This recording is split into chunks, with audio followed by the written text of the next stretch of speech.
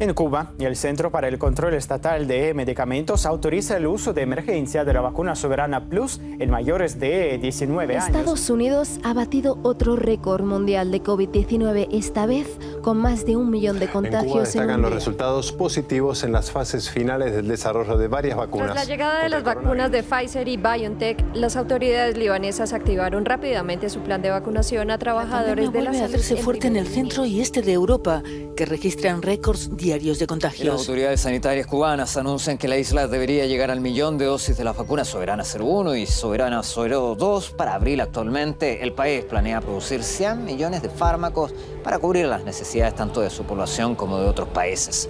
Cuba ha presentado a la opinión pública nacional e internacional cómo marchan hasta la actualidad sus 4 candidatos vacunales contra la COVID-19. El país culminó la producción de todas las dosis necesarias para completar la inmunización del 100% de sus habitantes y espera hacerlo antes de fin de año. Estamos en el año 2021. Hace aproximadamente 2 que una pandemia letal ha puesto a la humanidad en jaque. El mundo hoy se divide entre los países poderosos que son capaces de producir sus propias vacunas y venderlas carísimas además, y el resto del mundo, los países más pobres, que quizás esperen larga e inútilmente algunos por una vacuna salvadora. Cuba es el primer país de América Latina capaz de producir sus propias vacunas en un tiempo realmente récord. Esto ha ocurrido en medio de una situación económica realmente dura, que tiene que ver con más de 60 años de bloqueo, un bloqueo que además se intensificó ferozmente en medio de la pandemia, lo que denota su carácter criminal. Y uno tiene derecho a preguntarse cómo fue posible que un país con tan pocos recursos, asediado y bloqueado, haya sido capaz de contener la extensión del virus, como ha ocurrido en otras partes del mundo, y además producir sus propias vacunas. Esta es otra pieza para el enigma de Cuba. Ailín Rodríguez.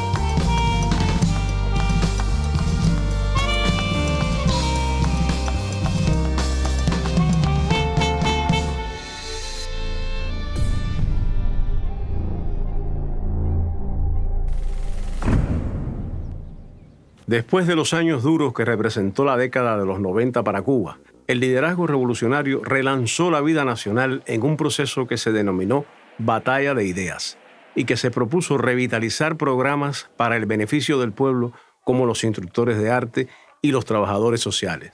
Se potenció la formación de maestros y se universalizó la educación superior, llevándola a cada municipio para facilitar el acceso a estudios universitarios. El proceso revolucionario se movía y cambiaba en pos de mayor justicia social en una nación que para la fecha había vivido más de 40 años de resistencia frente al poderoso imperio de los Estados Unidos. Revolución es sentido del momento histórico,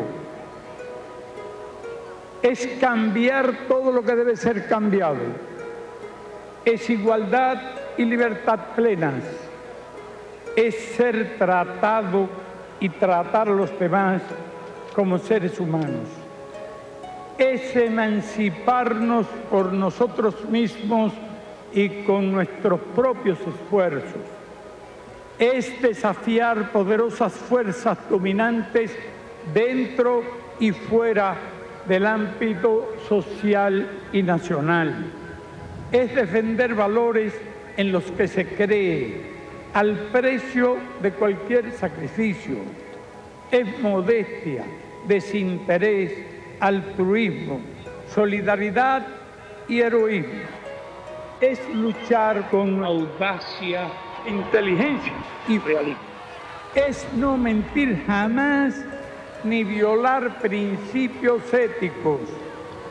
Es convicción profunda de que no existe fuerza en el mundo capaz de aplastar la fuerza de la verdad y las ideas.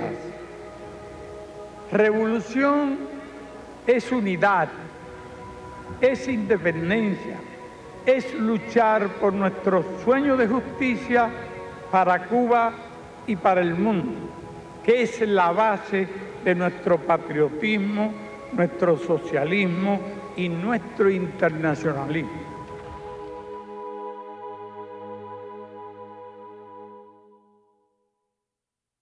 Llegó un momento en que solo la Revolución Cubana mantenía viva la llama de la liberación, la llama del bolivarianismo, en cierta medida, este proyecto de unificación de América Latina, y más sencillamente la llama de la dignidad de América Latina. Desde que nosotros éramos muy jóvenes, los militantes de aquella época de la izquierda venezolana, siempre tuvimos como una referencia importantísima a la Revolución Cubana. Y bueno, esa influencia, por supuesto, que influyó en la formación de Hugo Chávez como líder, como el líder que luego el mundo conoció, el líder de la Revolución Bolivariana.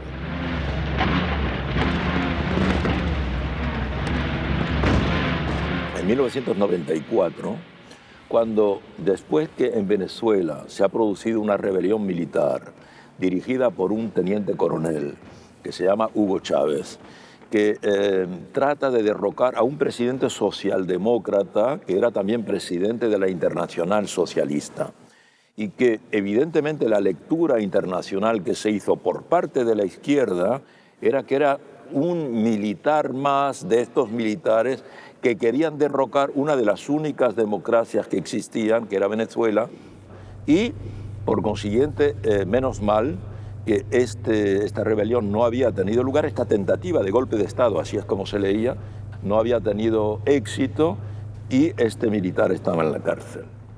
Podemos decir que Fidel no hace esa lectura. Compañeros, lamentablemente, por ahora, los objetivos que nos planteamos no fueron logrados en la ciudad capital. Nosotros acá en Caracas no logramos controlar el poder. Y yo, ante el país y ante ustedes, asumo la responsabilidad de este movimiento militar bolivariano. Chávez está en la cárcel del 92 al 94 y Chávez se sorprende de que ningún líder de la izquierda latinoamericana o internacional le envíe un mensaje por haberse sublevado contra un gobierno que él considera que es un gobierno hipócrita, que es un gobierno que bajo la apariencia de la democracia y hasta de la socialdemocracia conduce una política de injusticia social muy violenta, pero, dice Chávez, pero de repente me llega una entrevista con Fidel Castro hecha por Tomás Borge. Y Tomás Borge le dice a Fidel Castro, ¿qué piensa usted de lo que está ocurriendo en América Latina? Qué triste ver que hasta un presidente socialdemócrata como Carlos Andrés Pérez ha sido víctima de una tentativa de golpe de Estado militar. Y en la respuesta de Fidel, dice Chávez, Fidel no utiliza el término golpe de Estado. No justifica la rebelión militar, pero no la descalifica. Y Chávez dice, yo vi ahí un mensaje que me mandaba Fidel.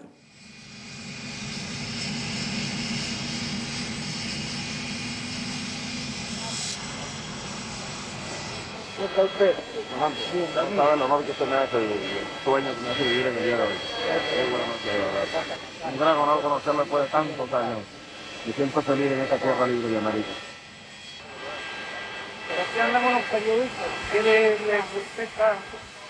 Fidel detecta la capacidad de liderazgo de Chávez y por consiguiente, cuando Chávez gana las elecciones en diciembre del 98, que asume el poder en enero, febrero del 99, Fidel está invitado y a partir de ahí se establece una relación que va a ser determinante en estos fenómenos que vienen ya gestionándose. La victoria de Chávez va a alentar la victoria de Lula, la victoria de Evo Morales en Bolivia, la victoria de Rafael Correa, Kirchner, y se va a crear una configuración como nunca en la historia de América Latina ha habido, es decir, donde cuando estamos a 10 años de la caída del muro de Berlín, se piensa que ya el socialismo no tiene ningún tipo de porvenir, ¿verdad?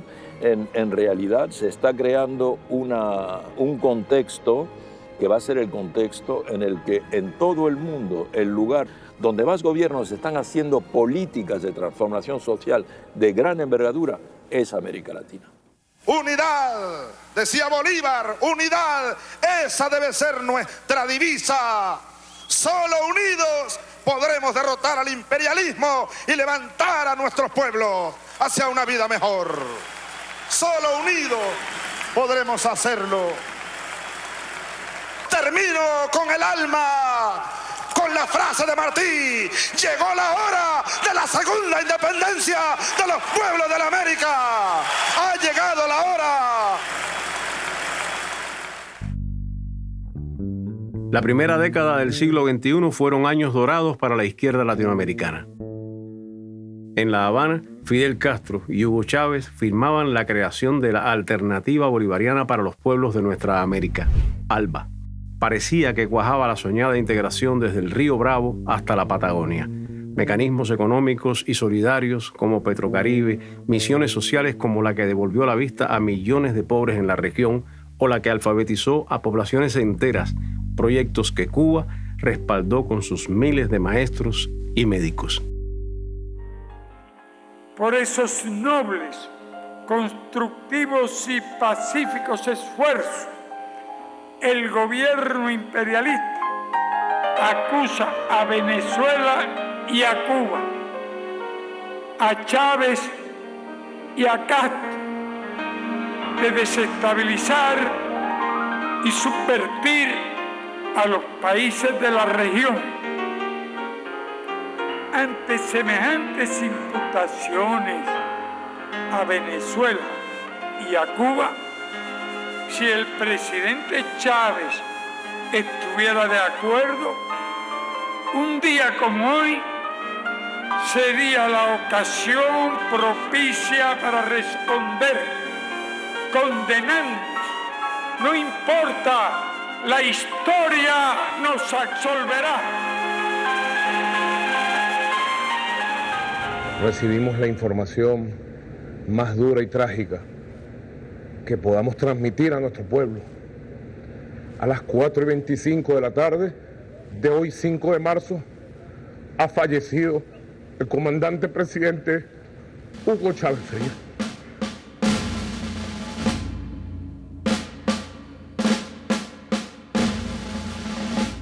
De Chávez pudiéramos estar hablando horas, incluso días. Lo más importante es que luchemos por la unidad de cada pueblo, la del pueblo venezolano, la del pueblo cubano, los pueblos caribeños, los pueblos de la América Latina. Ya él entró por la puerta grande en la historia y nadie podrá cerrar esa puerta, ni olvidar lo que ha sucedido. El pueblo venezolano sabrá defender su conquista y nosotros, como hasta ahora, estaremos junto a ellos, rodilla en tierra.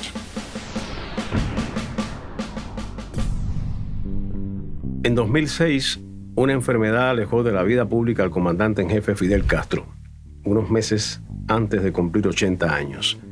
El líder cubano hizo dejación de todos sus cargos y se autodefinió como un soldado de las ideas, que nunca dejó de compartir con su pueblo a través de frecuentes reflexiones que publicaba en la prensa nacional sobre los acontecimientos, temas de la agenda pública y los desafíos de la humanidad. En el año 2008, su hermano, el general de ejército Raúl Castro, resultó electo presidente del país.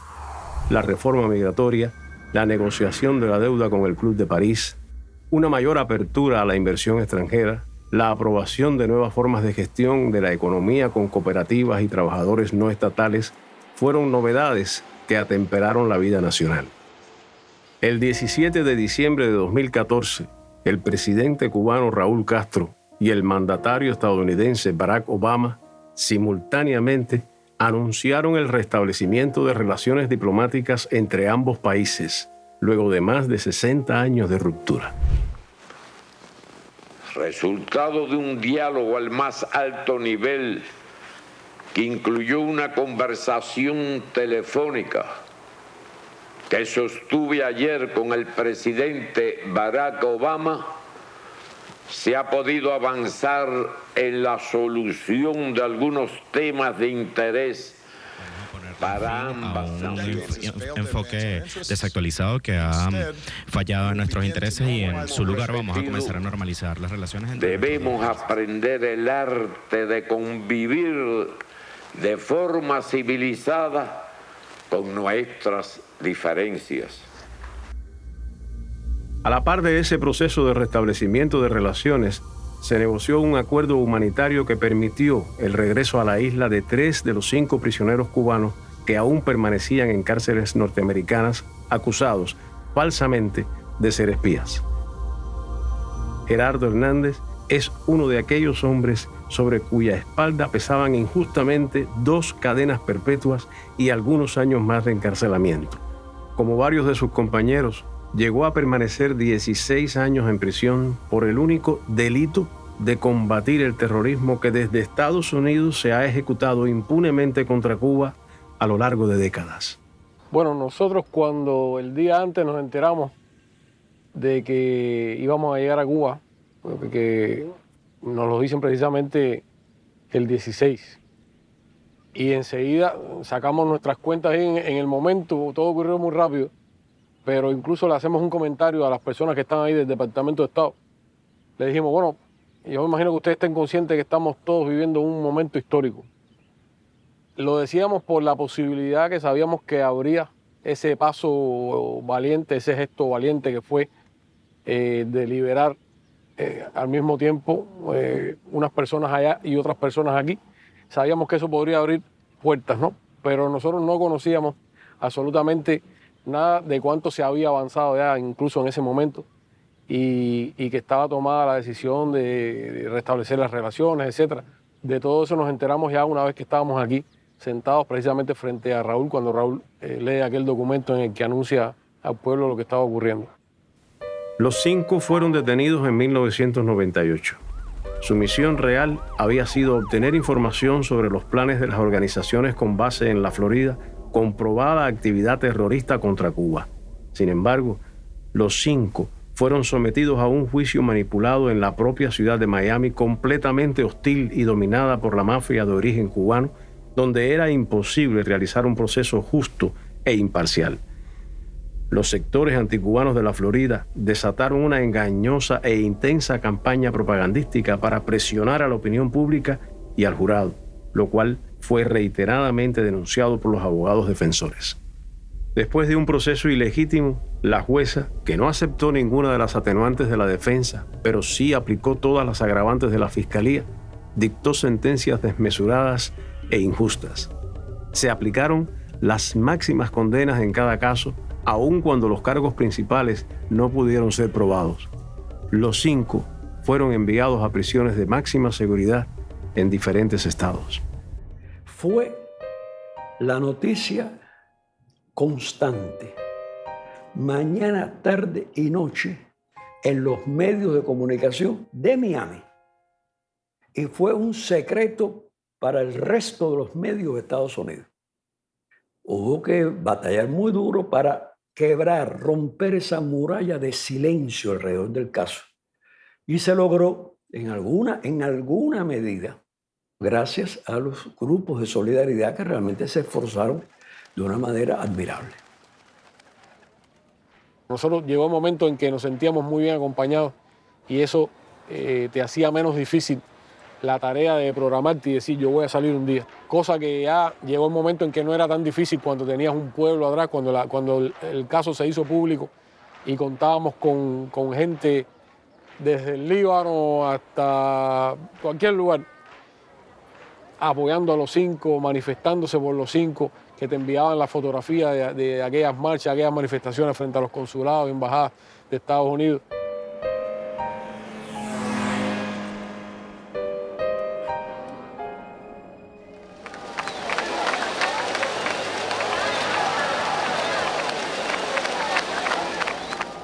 No pensamos en una batalla de meses. Tal vez sea una batalla de años. Y les digo que esa acusación la haremos polvo. La inocencia de esos patriotas es total. Solo les digo una cosa, volverán. Los periodos en las celdas de castigo fueron muy duros y me habían puesto en el hueco. Fue en el año, cuando la invasión a Irak, automáticamente a los 5 que estábamos en 5 diferentes prisiones, nos pusieron en el hueco con la orden de que no podíamos tener contacto con absolutamente nadie. Y estando ahí en el hueco, el que limpiaba los pasillos era un cubano. Y enseguida se acercó y me preguntó que qué me había pasado, que si me podía traer una revista, algo. Y los guardias lo vieron y dijeron, bueno, así no, aquí no se va a poder cumplir eso de que no puede tener contacto con nadie. Entonces me metieron en una sección de 10 celdas que estaban en un sótano debajo del hueco, que le decían la caja, te podrás imaginar. Y aquello era horrible, ¿no? Cuando los presos que estaban en las celdas de arriba descargaban el baño, chorreaba agua sucia por las paredes. Tenía 2 puertas, no tenía ventana, 2 puertas, una eléctrica y una de reja, que las 2 estaban cerradas. Fue bastante difícil, con la luz encendida las 24 horas. Sin nada que escribir, sin nada para escribir, ni contacto de ningún tipo. Fue duro. De modo que a pesar de todo esto que te digo, y cuán difícil sabíamos que era, a pesar de haber perdido las apelaciones, etc., yo siempre, cuando me despertaba por la mañana, siempre me enfocaba en que decía, bueno, este es un día más y un día menos. El día en que regresemos a la patria va a llegar, no sabemos cuándo, pero va a llegar. Y recuerda que teníamos aquella frase de Fidel, de volverán, que no la dijo por gusto, y que en todas las cartas que recibíamos de pioneros, de niños, de personas mayores, muchos compatriotas nos decían, ustedes van a regresar, ustedes van a volver a Cuba, ustedes van a salir, porque Fidel lo dijo. Nadie sabía decirte cuándo, ni cómo, ni cómo iba a ser posible ese milagro, pero la gente tenía una fe increíble y una confianza increíble en que si Fidel lo había dicho, los 5 regresaríamos.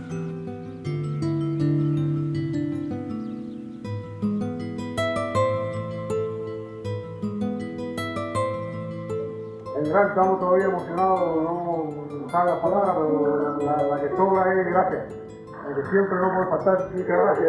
Y yo soy más orgulloso de nunca de ser cubano.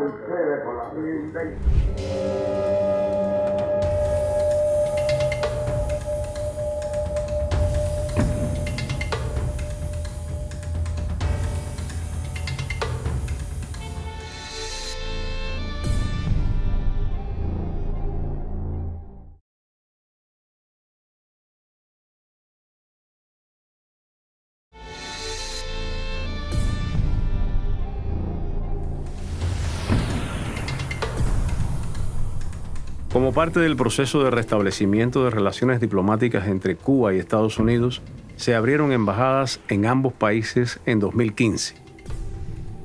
En ese año, el presidente Obama viajó a Cuba, siendo el primer mandatario estadounidense en visitar la isla en casi 90 años.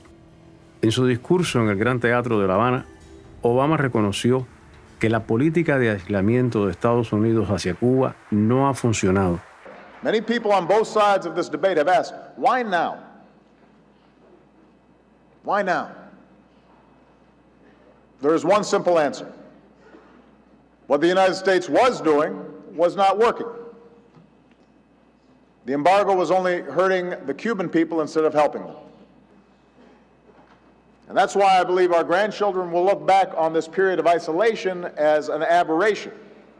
De ahí en adelante se inició todo un proceso bien complejo, con muchos obstáculos por el camino. Y en lo fundamental, la esencia de la política agresiva de Estados Unidos contra Cuba, digamos, es decir, los elementos, los componentes fundamentales de esa política se permanecieron hasta los últimos momentos de la administración Obama.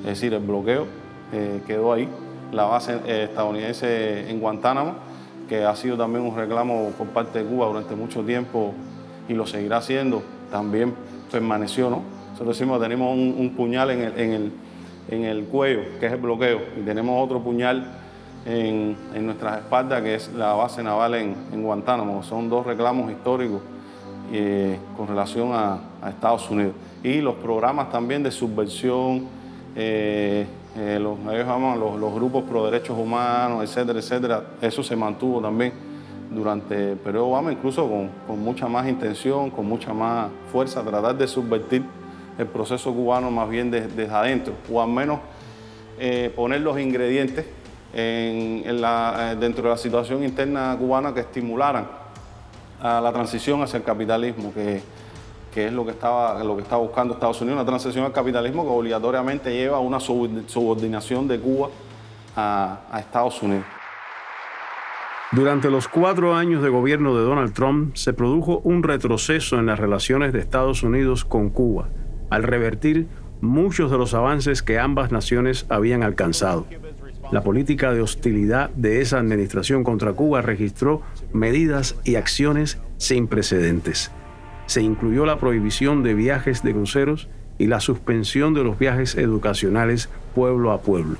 Se cancelaron los vuelos a todo el país, excepto a La Habana, cuyas frecuencias también fueron limitadas. La embajada de Washington en la capital de la isla disminuyó al mínimo su actividad y su personal, obligando a los cubanos a viajar a terceros países para trámites consulares.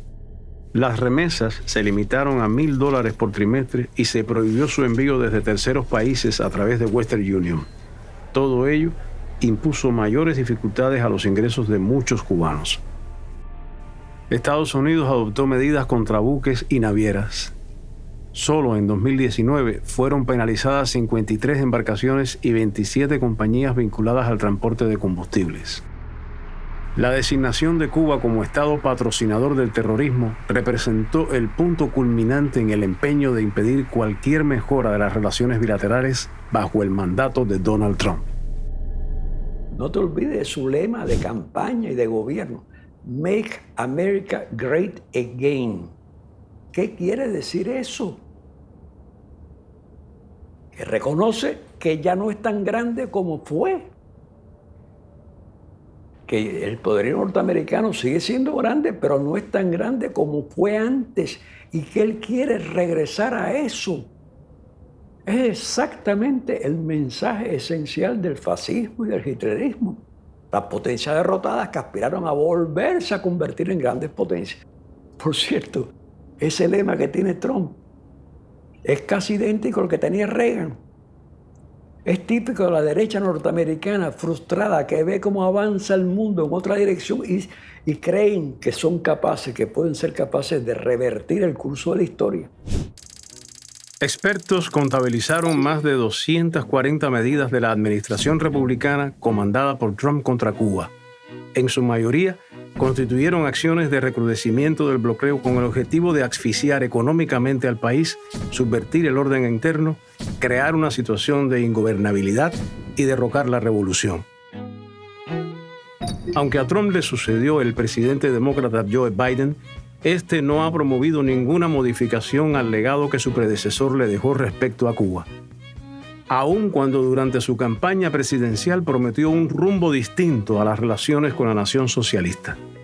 Como dicen los cubanos popularmente, el cuartico está igualito. El bloqueo persigue constantemente y más arreciado en los últimos años todos los buques de combustible que vienen al país, tratando de evitar que entre combustible a la economía. Pagamos primas adicionales precios, pudiéramos decir, más caros que los del mercado mundial por adquirir nuestros productos, precisamente porque los que comercian con Cuba un poco que como que desafían a las leyes del bloqueo y se enfrentan también a esos riesgos, y eso en el comercio mundial se paga más caro. No tenemos acceso a financiamientos por lo general de mediano o largo plazo.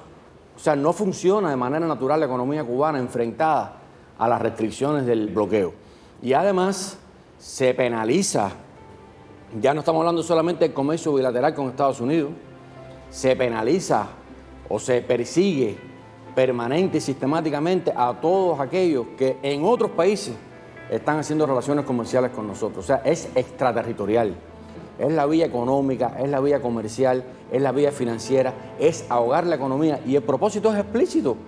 El propósito es explícito, es tratar de crear descontento en la población, es tratar de evitar que la economía funcione, que el país pueda respaldar sus conquistas sociales, que se pueda garantizar un nivel de consumo razonable a nuestro pueblo y crear descontento y que, bueno, que al final la gente se vire contra el gobierno.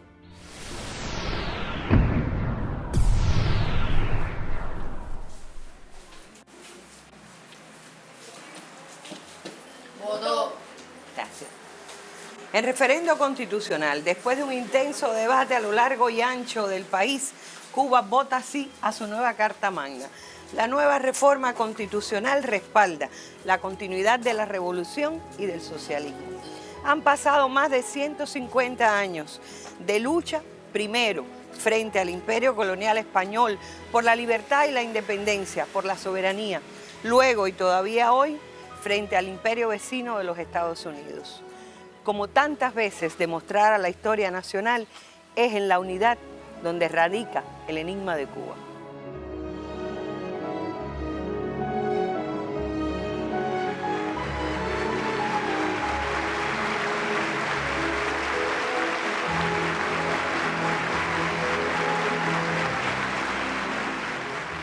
Con 57 años de edad, en 2018, resultaba electo como presidente del país Miguel Díaz-Canel Bermúdez. Un abrazo entre él y el general de ejército Raúl Castro selló el camino iniciado hace muchos años atrás y que ahora el nuevo mandatario declaraba como un camino de continuidad. Raúl seguiría encabezando el Partido Comunista de Cuba hasta 2021, cuando fue elegido Díaz-Canel como primer secretario de esa fuerza política en el país. Al margen de nuestras emociones y sentimientos por la historia viva y el liderazgo invicto de los que hoy traspasan responsabilidades y obra a nuestra generación, hay una trascendencia imposible de soslayar. La generación del centenario del apóstol, guiada por Fidel y Raúl a lo largo de más de 6 intensas décadas, puede declarar hoy con dignidad y orgullo que la revolución socialista que hicieron a solo 90 millas del poderoso imperio está viva, actuante y firme en medio del vendaval que estremece a un mundo más desigual e injusto después del derrumbe del sistema socialista mundial. Nuestra generación entiende la responsabilidad que asume al aceptar este reto y declara ante la generación histórica su honra y orgullo por dar continuidad a la revolución. Lo hacemos bajo el principio inmortalizado por Maceo: quien intente apoderarse de Cuba recogerá el polvo de su suelo anegado en sangre si no perece en la contienda.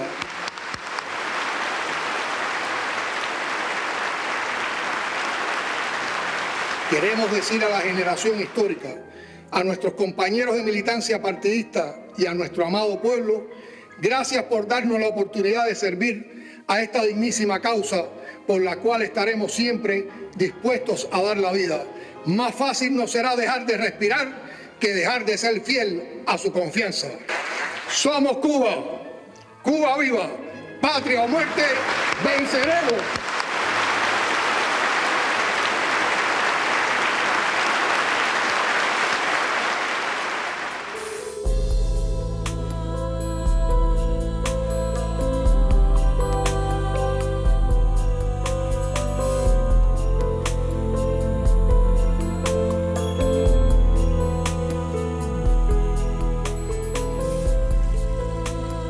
la gestión gubernamental, encabezada por el presidente Miguel Díaz-Canel Bermúdez, se ha caracterizado por un esfuerzo muy importante por movilizar las palancas de la ciencia, la tecnología y la innovación para impulsar el desarrollo nacional.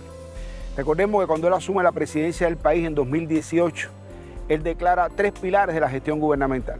Uno era la comunicación social, o es la comunicación social, otro es la informatización de la sociedad, y un tercero, que es el que quiero subrayar ahora, es que ciencia e innovación son pilar de la gestión gubernamental.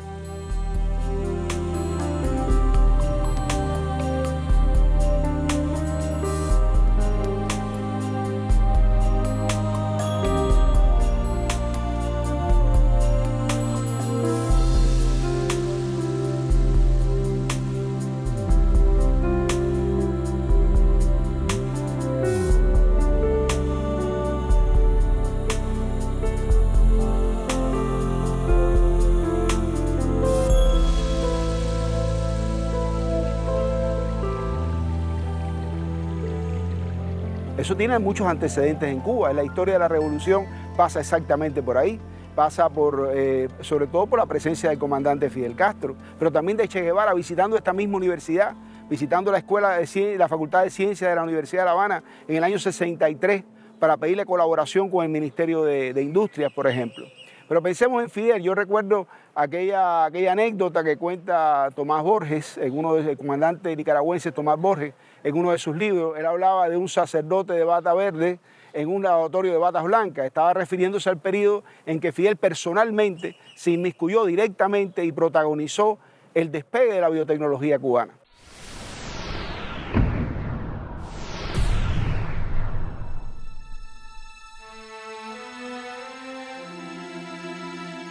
Según los expertos, contra la vida de Fidel Castro se organizaron más de 630 atentados, organizados por la Agencia Central de Inteligencia de los Estados Unidos en contubernio con las fuerzas más oscuras de la contrarrevolución. Ninguno tuvo éxito. Fidel vivió 90 años y cuando en 2016 dio el último adiós a su pueblo, la gran mayoría de los cubanos y las cubanas lo lloramos como si se hubiera ido uno de nuestros seres más entrañables.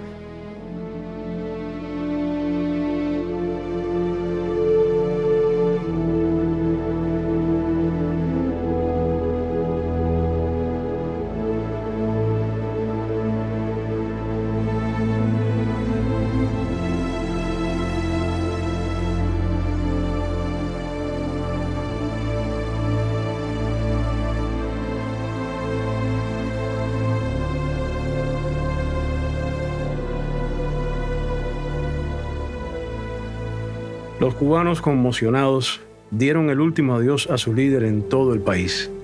La caravana que trasladó sus restos desde La Habana hasta Santiago de Cuba rememoraba la caravana de la libertad, cuando Fidel y sus barbudos recorrieron ese mismo trayecto, pero en sentido inverso luego de haber triunfado sobre la dictadura. Mientras el pueblo lo despedía, se volvían más encendidas sus palabras de enero de 1959. Cuando necesite buscar fuerzas, vendré a Oriente.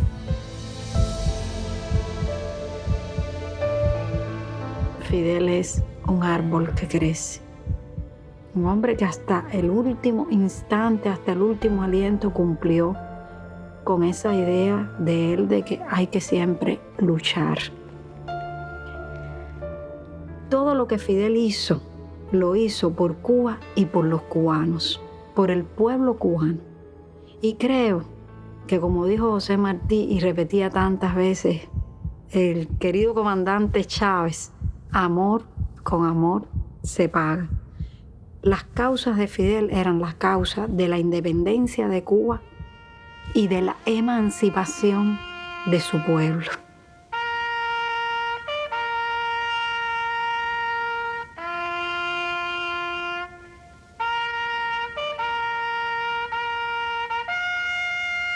Yo supe hace muchos años que a él no le gustaban los cementerios. Me dijo una vez que era tener lejos de la casa, demasiado lejos de la casa, a nuestros muertos. Y siempre he pensado que le habría gustado mucho más estar en el aire, en el viento, en la floresta de la Sierra Maestra. pero que comprendió que este pueblo necesitaba un lugar para buscar las fuerzas que él necesitaba en Oriente, para irlas a buscar donde él reposaran su resto. Y entonces creo que no solo la caravana, sino el hecho mismo de estar allí, es también una forma de que nuestro pueblo pueda tener ese lugar donde inspirarse. Y entonces por eso pienso que sí, que fue quizás un último sacrificio el que hizo por nosotros. Entonces no me gusta mucho hablar de estos temas, pero comprendo que es necesario. Y para mí, yo siempre lo he dicho, que 100 años o más, Cuba no está sin José Martí, nunca estará sin Fidel.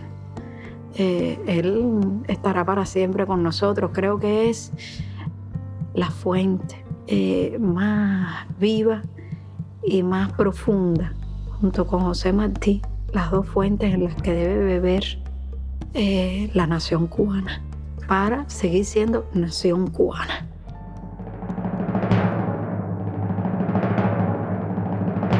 Fidel decía resistir, vencer y desarrollarnos.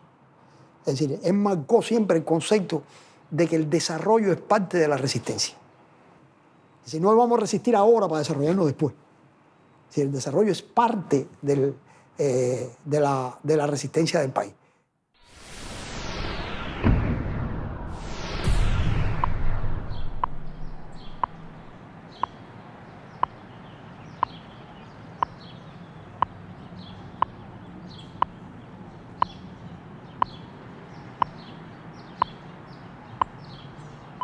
La pandemia de COVID-19 borró, como en el mundo entero, la imagen habitual de las ciudades cubanas. Durante meses, el azote de la enfermedad fue brutal, pero el país caribeño mantuvo con su sistema de salud una respuesta eficaz, con equidad, en el enfrentamiento a la COVID-19. Pero el hecho definitivo que cambiaría el rumbo nefasto de la enfermedad fue la decisión temprana de desarrollar vacunas propias para proteger a la población cubana ante la pandemia. Aunque haya vacunas de otros países, con la situación que se está viviendo, con el egoísmo que hemos visto, con que se ha comportado el mundo, es ideal que todo el mundo empezó a hablar de que el mundo va a ser distinto y va a haber más solidaridad. En un mundo neoliberal, con toda la fractura que ha tenido el neoliberalismo, todavía ellos tienen capacidad de adaptación como sistema para no cambiar mucho. Y al contrario, lo que van a aprovechar esto es para vender más. Y van a vender caro. Entonces, aunque haya otras vacunas, nosotros necesitamos la nuestra. Para también tener soberanía. En términos de vacuna, hay un elemento geopolítico muy importante. El mundo tiene dos divisiones, los que producen vacunas y los que no. Afortunadamente, Cuba está en el bando de los que estamos en el camino de producir vacunas.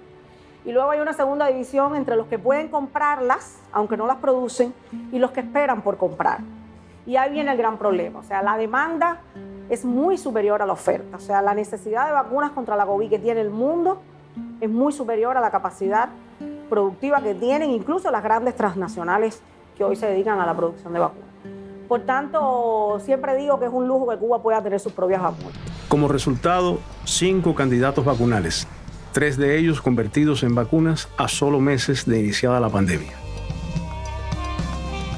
Para marzo de 2022, 2 años después del primer caso detectado en Cuba con el SARS-CoV-2, se había administrado a la población de la isla más de 35 millones de dosis con las vacunas cubanas Soberana 2, Soberana Plus y Abdala. Con esquema de vacunación completo, más de 9 de los 11 millones de cubanos de la isla, lo que representa el 89,3% de la población cubana. Como la guinda del pastel, Cuba es el primer país que vacuna a la mayoría de los niños a partir de los 2 años, inoculándolos con sus propias vacunas contra la COVID-19. Una historia de éxito que no empezó con la pandemia. Es el fruto de una decisión que se tomó en este país hace más de 30 años, que fue invertir en ciencias e invertir en el sector biotecnológico. Y eso no es fruto del azar. Cuando Cuba comenzó a trabajar en biotecnología, todavía la biotecnología no era una ciencia exitosa en el mundo. Eso fue importante. Y lo otro es la formación del capital humano. El tema que citamos mucho, de que Fidel dijo el futuro de Cuba tiene que ser necesariamente un futuro hombre de ciencia, lo dijo en 1960. Por supuesto, esa frase es una visión estratégica brillante, pero tan importante como eso es la coherencia con ese planteamiento. Porque después vino la campaña de alfabetización, después vino las escuelas en el campo, después vino la siembra de universidades en todas las provincias, la cantidad de estudiantes que fueron a estudiar ciencia y técnica al exterior, ¿no? La gente recuerda a la Unión Soviética porque es lo que más se dice, pero no solo a la Unión Soviética, es decir, a cualquier país del mundo, con excepción de los Estados Unidos, porque ahí no nos querían, pero cientos de cubanos fueron a Europa, a Canadá, a formarse como científicos. Todos esos jóvenes científicos retornaron para acá con diferentes escuelas de pensamiento del lugar donde hicieron sus doctorados. Y todo eso se metió en el crisol aquí y de ahí salió una cultura científica cubana. Este resultado es fruto también de la inversión en infraestructura productiva, porque muchos países de Latinoamérica hacen buena ciencia, pero no han tenido la capacidad de lograr que fuera una ciencia empresarial. Y eso de nuevo fue una estrategia diseñada por Fidel. Esa es la verdad histórica. Cuando este centro nació, o digamos el intercambio que da origen al Centro de Inmunología Molecular, es una visita de Fidel al Instituto de Oncología en el 89. Y empezó a intercambiar con un grupo de científicos. Y hay un momento en que él le pregunta al grupo de científicos que estábamos ahí, ¿quiénes son la gente que más anticuerpos producen en el mundo? Entonces le dimos el dato, era una empresa británica. Y dice Fidel, ¿cuánto producen esa gente? Le dimos el dato. Y entonces él se vira para el grupo de científicos y le dice, ¿y ustedes no piensan competir con esa gente? Es decir, y entonces a partir de ahí él empieza a desarrollar la idea de un centro que tenga investigación científica, pero que tenga fábricas dentro del centro. Sin perder la misión social que tenemos como científicos y en nuestras instituciones, que no trabajamos por hacer dinero, no trabajamos por hacer de la ciencia un gran negocio, aunque a la larga termina siendo un rublo exportable importante para el país, el desarrollo científico que hemos tenido, pero no es el objetivo fundamental de esta inversión en ciencia que el país ha hecho. Y bueno, 30 años después, si hoy podemos tener vacunas contra la COVID, es porque esa decisión fue acertada, porque estaban las capacidades creadas, porque estaba el potencial humano, porque estaban los científicos con una preparación y un conocimiento capaces de asumir el entender una enfermedad nueva para en un corto periodo de tiempo poder dar una respuesta no solo en el tema de las vacunas, sino también en el tema del tratamiento, del diagnóstico, del manejo de la epidemia en el país. Realmente ha sido fruto de esa visión de apostarle al desarrollo de la ciencia en el país. Esa es una ética de la urgencia. Es decir, el intelectual, por lo menos el intelectual que sigue el ejemplo de Fidel, es decir, el intelectual no piensa para el siglo que viene. Es decir, el intelectual revolucionario piensa para cosas que hay que hacer ahora. Esa ética de la inmediatez del futuro, bueno, fue lo que Fidel sembró en la generación de nosotros. Y es lo que nosotros estamos, digamos, comprometidos a continuar. Fidel dijo y insistió que no quería monumentos. Bueno, compañeros, este es el monumento de Fidel. Este centro, el Centro de Ingeniería Genética, la UCI, el Hospital Almejeira, es decir, la voluntad hidráulica, el sistema de presa, la electrificación del país, las sedes universitarias municipales, ¿no? Esos son los monumentos de Fidel. Él cree en lo que dijo Martí, que si la división nos perdió una vez, no debe perdernos la segunda vez. Y él logró esa unidad, la ha forjado. Ahora le corresponde a los cubanos conservarla. Por eso yo creo que la deuda que tenemos con él como generación es muy grande. Pero como la mía se va con él, la deuda o el legado que le queda a las generaciones presentes es quizá el tema más difícil, tomar de la historia lo útil, lo valioso, lo que no muere, y él está entre las claves de lo inmortal. Durante más de 6 décadas, Los cubanos han construido una revolución socialista a las puertas del imperio más poderoso que haya existido jamás. Frente a ese colosal desafío, el pueblo junto al liderazgo revolucionario han decidido dar continuidad a la obra de justicia social que la revolución representa. La voluntad soberana de la nación cubana y la unidad de nuestra gente para defender esa voluntad, he ahí el enigma de Cuba. Tierra Santa, guerrillera, madre de tanto coraje, guardiana de gloria y de sangre. Cuando terminábamos de editar el último capítulo de la serie El Enigma de Cuba, tuvo lugar un acontecimiento inesperado en nuestro país. Durante un fin de semana, en un verano realmente lleno de desafíos tremendos, con un bloqueo reforzado con más de 200 medidas desde los Estados Unidos, una crisis energética propiciada por ese mismo bloqueo, la COVID-19, la pandemia que alcanzó récord de enfermos y de muertes también en Cuba, y adicionalmente las carencias asociadas a toda esa situación generaron una suerte de tormenta perfecta. Y un fin de semana, el 11 de julio concretamente, en varias ciudades del país, en varias provincias, se produjeron revueltas. Los juicios posteriores demostrarían la conexión de estas revueltas con las actividades de provocación que se generaban desde los Estados Unidos. 30 años antes se habían producido los hechos del 5 de agosto de 1994, pero durante el periodo transcurrido no se había vivido algo así. En ese momento, digamos que se probó al nuevo liderazgo revolucionario. Evidentemente, los adversarios de la revolución no contaban con la capacidad de respuesta de la nueva generación de dirigentes de la revolución cubana, ni con el respaldo de la inmensa mayoría del pueblo. Me di cuenta de que habían consignas que yo considero imperialistas, injerencistas, negadoras del proyecto de soberanía y de justicia social, liderando de alguna forma esas protestas. Entonces de inmediato me di cuenta de que esas no eran mis marchas, esas no eran mis protestas, que era legítimo quejarse contra los problemas que tenemos, pero que ya esas protestas estaban adoptando un signo político que yo no compartía. Hay una idea en particular con la que me quedé ese día y que después de comprobar la violencia de ese día, el odio en las calles y el odio en las redes sociales y en los medios contra el proyecto de la revolución, a mí me queda una certeza, y es que los que piensan que en Cuba puede haber una transición pacífica al capitalismo se equivocan.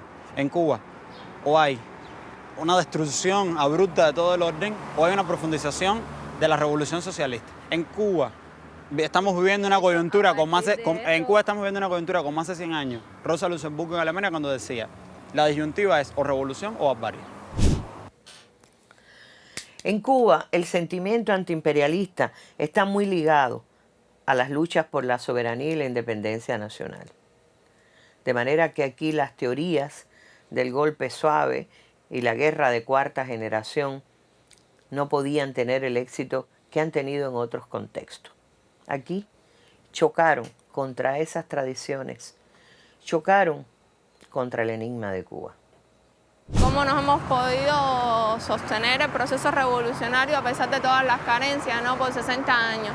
Y yo creo que es porque la revolución, volvemos ahí a la cuestión de la cultura, ha excedido sus propias instituciones, ha excedido sus propias sombras, y la revolución ha echado luz en todos los lugares. Porque si vemos la historia de estos 60 años, hemos cometido muchos errores, pero también porque hemos tenido muchas luces, y porque siguen habiendo esas luces, hemos podido seguir abrazándonos entre todos y seguir amándonos, que es eso, la revolución y la patria es amor para mí.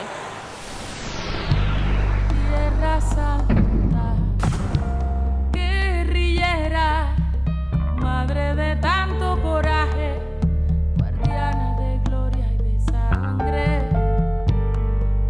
los hijos de Cuba sabrán defenderla, progresar. Y cuando hubo allí un miserable traidor, un criminal asesino de nuestros hermanos caídos, la gran justicia debió